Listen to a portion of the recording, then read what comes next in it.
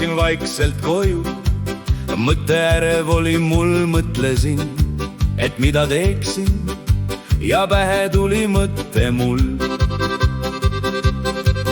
Läksin siis ma ruttu poodi, grilli ära ostsin ma. Nüüd lähen kärmelt koju seda kokku panema. Koju jõudes ilm on ilus ja väike kõrgel särab veel.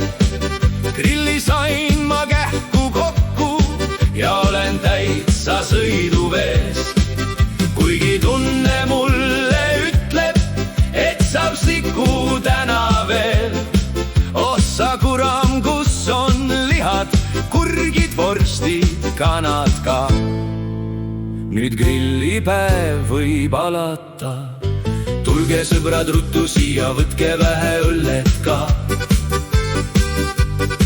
Sest grillihooaeg algab meil täna täiega.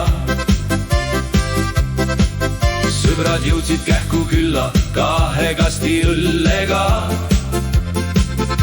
Kuid olid veel džinni kaasa võetud ka.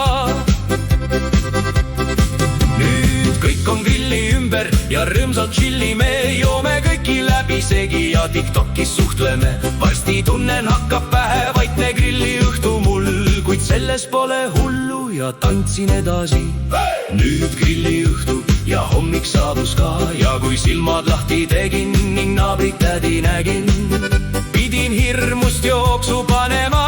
Nüüd istun vaikselt köögis ja hirmsalt häbenen ning mõtlen ka veel, soovin grilliõhtuid teha veel. Pole hullu, kallid sõbrad, varsti pühad. Jälle meil jaanipäev ju ukses on. Kohe kõigil meil